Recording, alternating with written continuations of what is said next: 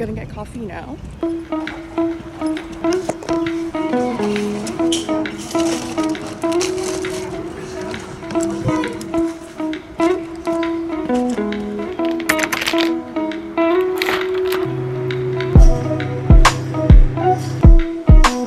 So I've decided to vlog because I kind of just want to show the behind the scenes as to what I do besides just posting my podcast like episodes. If you don't already know, I post videos just sharing with you my lessons and experiences, and most of the topics that I talk about is something that I've experienced before. It's more or less catered to my younger self, like when I was in my 20s.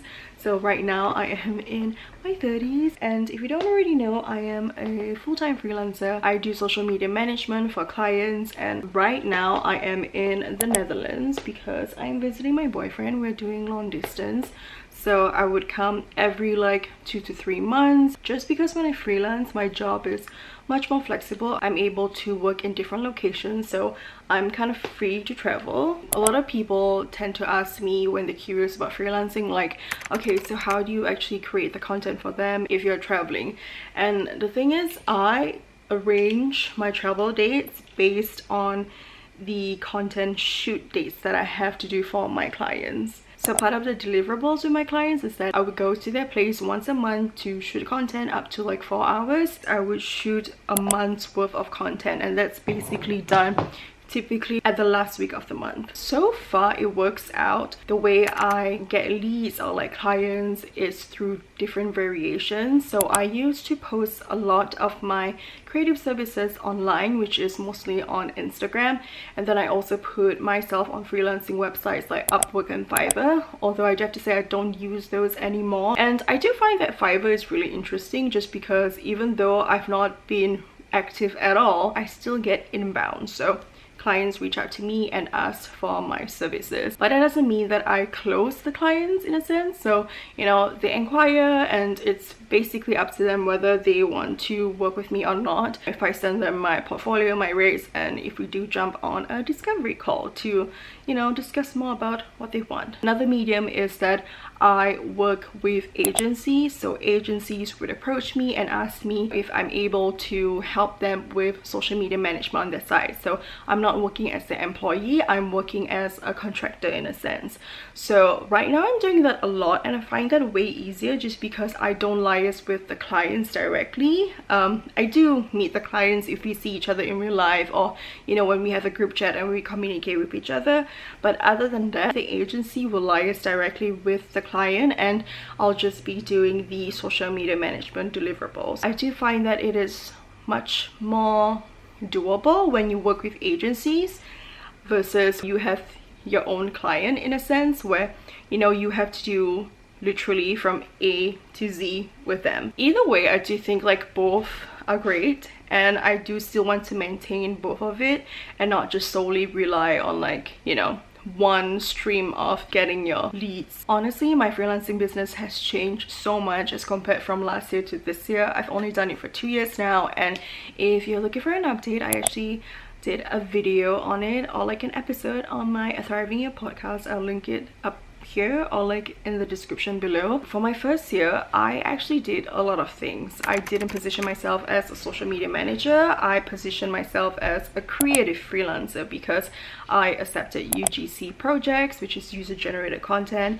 I also did video editing, a lot of like long form videos, and I also did social media management, and I also did content creation. So it's really fun and exciting, especially it's your first year of freelancing, because you know, oh my gosh, there's like different projects that you can work on, but also you're just one person, and I didn't have like a system that I created for myself.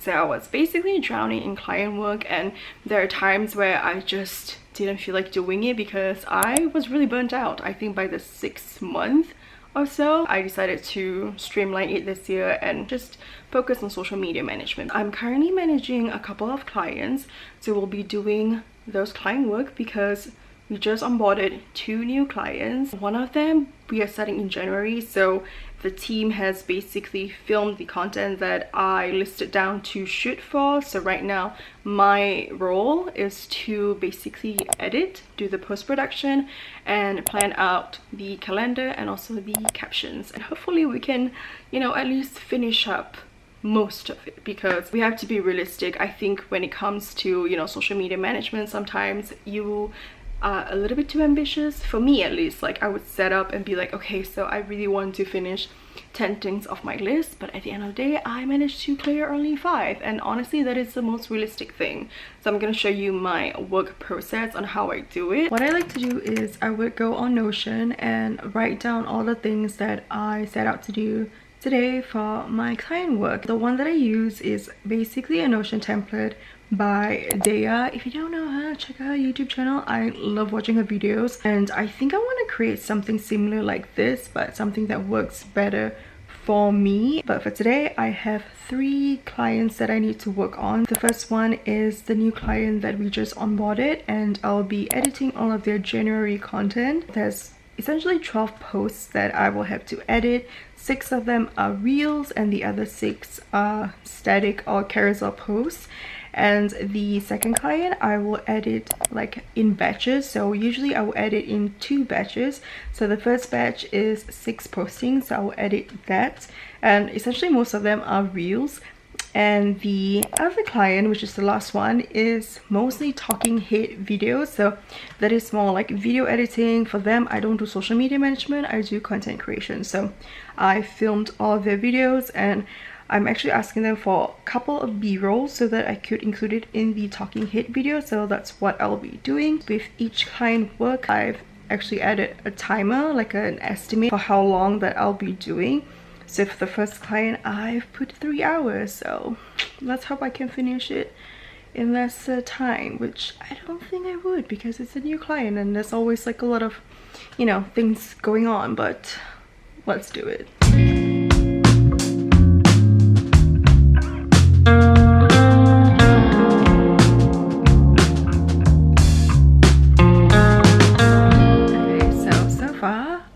It has been 1.5 hours, like 90 minutes, and I've only edited 2 Instagram reels. I know, it's taking slightly long. I find that when I start to edit content for new clients, it takes a while, just because, you know, I'm trying to find the vibe, like the songs to match, and then also like the font to use. So the one that I'm doing today is for a Japanese restaurant, and the thing is, because I wasn't there to create the content, just because I'm traveling, we have someone else to shoot the content, and they shot it in a high definition camera. Like, I mean, it takes up a lot of space, so I have to render the videos in and out so that when I edit it is not laggy on Premiere Pro. If I didn't do that, it will take me like forever to edit the stuff. And also I had to kind of like ask the agency back and forth, like, okay, what are the names of the dishes and what does it contain, just because like when I want to put like text inside the videos, and also when I create captions, I need like, you know, detailed description so that I can come up with something. Maybe I'll show you guys what I send to the person that shot the content, because most of the time I'll be the one with the camera going down to the place and, you know, shooting everything, but this time I wasn't there. So I think you need to be really specific as to what you want if you're asking someone to, you know, shoot the content for you, because sometimes, you know, what you visualize in your head may look completely different to the person that is doing it, you know. So I typically just put it in a work document just because it's easier and it's shareable. I use the Google Doc, so I will put the format, so either a reel or a carousel or a static post, and then content, so I'll put the content pillar, and then the idea, and then the example link of how, you know, we can use it as reference, and then also visuals, so like each scene, you know, just these are the takes that they have to shoot just in case, so that, you know, when I'm editing it, at least we have all the stuff. And yeah, I break it down to per week just because it's easier, and since it's 12 pieces of content, so it's 3 posts per week. So like week 1, and then we have week 2, and then week 3, and then week 4. so it's just easier for the person to shoot the content because I'm, you know, detailed about it. I always edit my client videos, including my own videos, on Adobe Premiere Pro just because I'm really used to it. I know a lot of people use CapCut. Honestly, I would stick to CapCut if you don't know how to use Premiere Pro, just because it's easier. There are times where I do use CapCut just because, you know, it's a shortcut for certain things. And yeah, okay, so I'm going to finish at least around 6 to 8 postings, and then I can move on to my next client. So I know that I say that I'm gonna finish, you know, all of the client posts today for the new one, but if I don't finish it, at least I want to complete between 6 to 8 postings, and the rest I will continue tomorrow, which is okay because I am definitely gonna work tomorrow. Even though it's a Saturday, I have to rush things through just because I'm in this work sprint, and you know, we're doing things pretty rushed here. The thing is, the client really wants to start in January, like posting in January, so we only got the, I guess, like, I won't say approval, like the go ahead, like the green light to proceed at the start of December. Or not start, like maybe like second week of December, and I was already leaving on the second week of December, so it was pretty freaking rush. I did a proposal within one night, which is very interesting to say the least, but it is totally worth it. Anyways, I'm gonna log in and finish up the postings, and I'll keep you guys updated.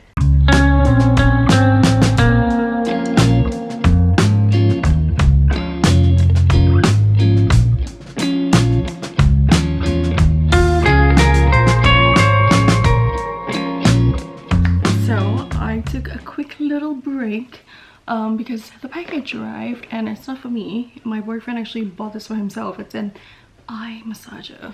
Look, it's really thick and cold. That's what she said. So this is like the power button, and then the strap, and then we charge. It's like at the bottom here. I think he bought this for like 40 euros or something, and then I checked on Shopee.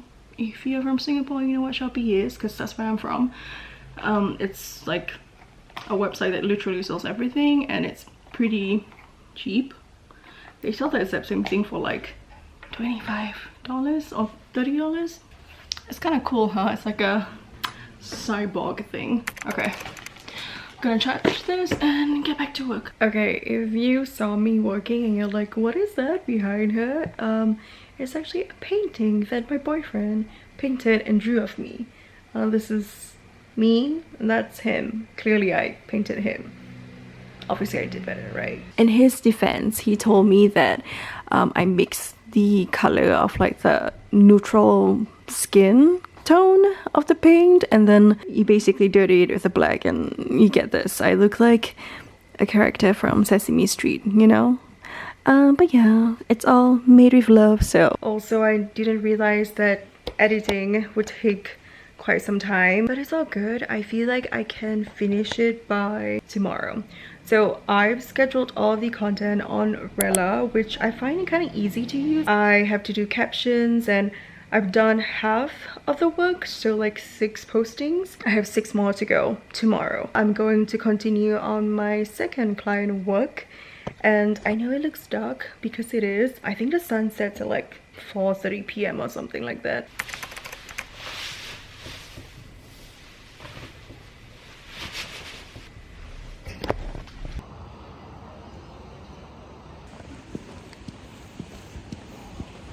I am back from the supermarket. There are different types of supermarkets here in the Netherlands, but I went to Albertine and I decided to get some of their protein yogurt. I've not bought anything like protein, like a protein bar, protein shake, or protein whatever in a really long time. I used to be really crazy about it, but I feel like I just want to try it for fun because it is relatively cheap, and I live in Singapore, so like we don't really have that much of protein yogurt variations except for like Chobani. Chobani has like a high amount of protein as compared to like other yogurts, but for this one, they have like a lot over here is what I realized. And the thing about comparing here, I don't know if it's just in the Netherlands or it's like Europe in general, they have way more variations of like health stuff, like creatine, protein powder, protein bars, protein yogurt. My food is done. But yeah, as compared to Singapore, like it's Not a lot in the supermarkets. Like here you can just walk into any nearby local neighborhood supermarket and you can get your, you know, your creatine fix or protein or whatever, and it's at a relatively cheaper price than back home in Singapore. I decided to try these two protein yogurts. This is from the brand Hypro. Yeah, it has 15 grams of protein. I feel like this is like a makeup tutorial, you know, like look at me. So this has 15 grams of protein and it is mixed berries. And then the other one is called lmaoooo. I don't know if it's like a Dutch brand or something, but yeah, this is a chocolate pudding. It has 20 grams of protein, so that must be fun. I feel like when I eat anything that's like protein, like kind of like this, or like protein bars, I straight away go to the toilet. I know, a little bit TMI, but welcome to my YouTube channel. We talk about everything and nothing is off limits. But yeah, I'm excited to try that as a snack just for fun. But you think that I would just stop there? No, I didn't. Obviously I had to grab, you know, some donuts. I have to be fucking real, okay? This year I have not been that great nutrition wise. It is, yeah, it's just not great. I know my boyfriend is gonna be horrified when he watches this video because he'll be like, just eat your dinner, why are you eating this? Well,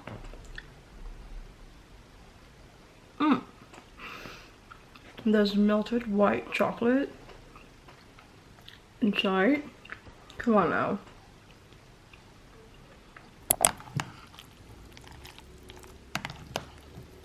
Working behind the scenes of dozens and dozens of types of businesses, seeing exactly what they sold, digital products, physical products, services.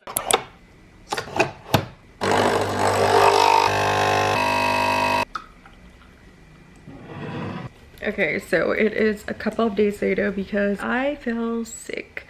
So I wanted to continue the vlog the next day, and then I had dinner, and then I had like a stomach flu or like food poisoning bug. And yeah, I basically had like high fever, I pooped, puked, and it's just bleh.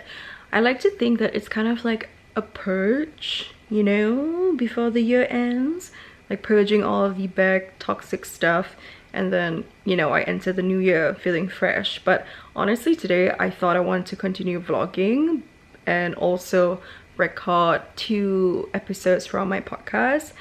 You know, just like batch filming things for the new year, but I don't feel that great, to be completely honest. Like I put on my makeup, I wanted to do my hair, but then I was like, oh, I feel like my body is aching.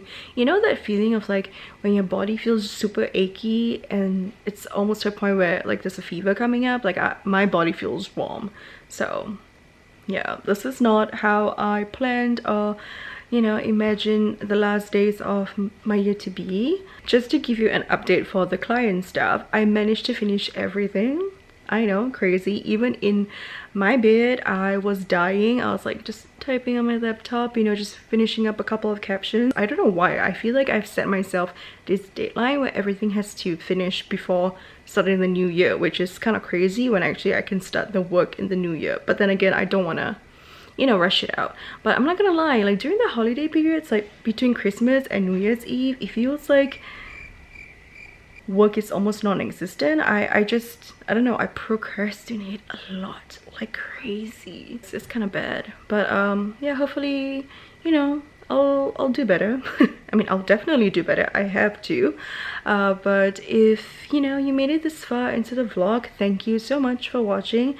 And let me know, what did you get up to during New Year's Eve? How are you spending the days between Christmas and New Year's Eve? Because I know it feels really weird. I feel like I'm floating sometimes. So my battery died before I even can say goodbye, but I'll see you guys in my next video. Bye!